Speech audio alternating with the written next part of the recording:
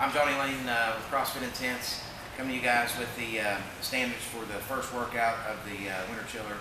Winter Chiller will be Saturday, February 1st, Falcon Center on the campus of Fairmont State. Athlete registration will begin at 7:30 a.m. And we'll try to kick off the rules meeting around 8:15, so we have plenty of time to get in all the questions and meet all the standards that discuss all the standards that we need to discuss about the 3 workouts. We'll run 3 workouts pretty consecutively, and we'll get into each one in the separate videos here, but today we'll focus on workout number 1. The first workout will kick off precisely at 9 a.m. That means the first heat of the women's novice, and we put the heat assignments out there. That's changed a little bit. We're going to do the revision here very shortly. We'll put that out there just to make sure that everybody's where they need to be and that we haven't left anybody out. If we have, certainly get back to us and let us know so we can make those changes. But for now, there's no more athlete substitutions. We're getting too close to the deadline. There's too many back and forth of moving people in and out. If you signed up for the event, either you have to do the event or forfeit your spot, and there's nobody to fill it at this point. So we'll get into the standards for workout number 1. It's going to be a 6 minutes, as many reps as possible, and there is a buy-in of 10 hand release push-ups, 10 sit-ups, and 10 squats. The buy-in will not count in the overall score, which really is immaterial because everybody would have the same thing. So once we've completed that, the athlete will have to make a decision whether they're going to do burpees, and burpees would be worth 2 points each, or any sort of combination of the hand release push-ups, sit-ups, and squats. And you can bounce back and forth between those. But once you commit to burpees, you have to stay with burpees. There is no leaving the burpees. If you commit to doing the other 3 movements, then you may bounce back and forth, but you must announce to your judge hand release push-ups or push-ups, sit-ups. You have to do that before you actually do the movement. You can't just transition to the next movement. So, and we'll get into those rules on site, but I at least want to go over what the movement standards will be here. And it's pretty straightforward what we've done in the past. So the first thing is going to be the hand release push-up. Gage is going to demo this is Gage Hanna, I forgot to point him one of our athletes here. He's going to actually demo a good hand release push-up. So he's going to go down the ground, release both hands, clearly remove them from the ground, and then come up in a nice full plank. And we'll do another one. So what he's got here, he releases his hands, shoulders and hips all rise together. And that's a good rep. Now some of the no reps would be as if he were to just do a standard chest to deck, come to full lockout position. Now his hips and shoulders all rose the same rate, but his hands never came off the ground, so it would be a no rep. Also, we want to avoid any sort of worming. So if he were to come down, lifts his hands off the ground, but leaves his hips, and you notice that his shoulders rose. It's hard for him to do a bad push-up, but his shoulders rose and his hips stayed on the ground for just a little bit longer, so that would be a no rep. And the other thing, and this is very common in these types of events, is as people are going fast, and do 3 or 4 real fast to take your feet off, the feet come off the ground. You can see right there, his feet are popping off the ground. Those would be no reps. So the feet do have to stay in contact with the ground.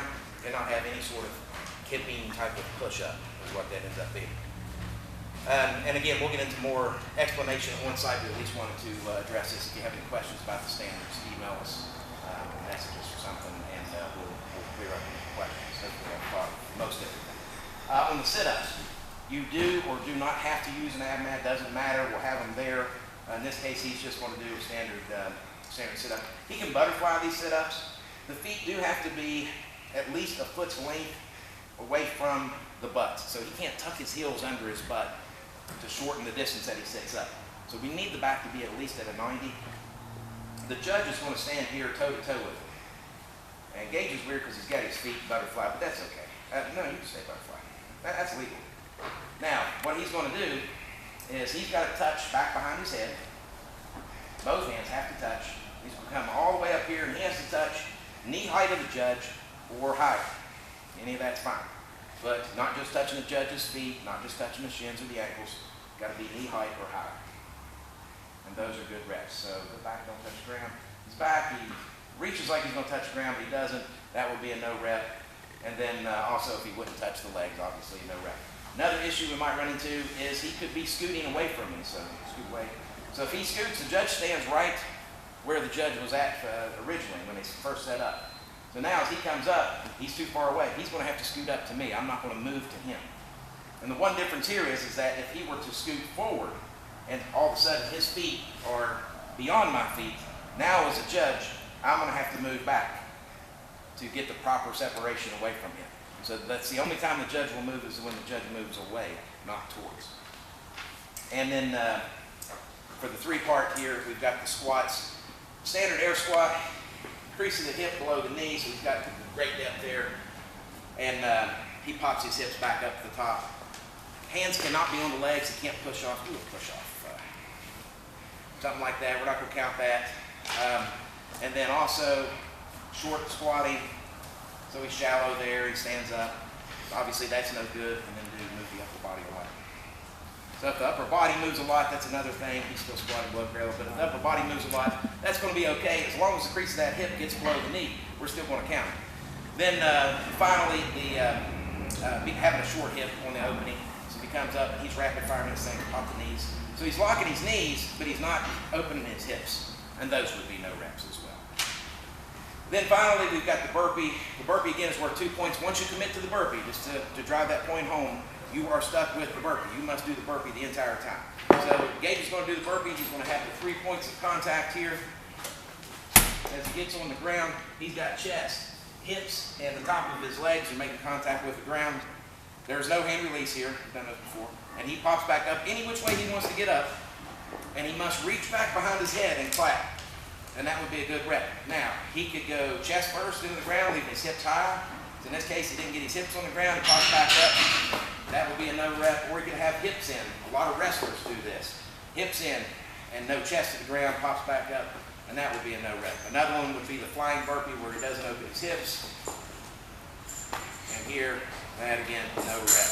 We want to get a nice vertical position. Go ahead and show another good burpee. We're burpeeing to death here. Nice vertical position, reaching back behind his head. Very good. Again, that's the standards on this video here. I think we've covered most everything. We'll get into more detail when we're on site, and we'll have at least 3 more videos coming out. We'll have a video tomorrow for WOD number 2, video Wednesday for WOD number 3, and then Thursday we're planning on doing the semifinal video, and we'll save the finals for when we're actually all on site.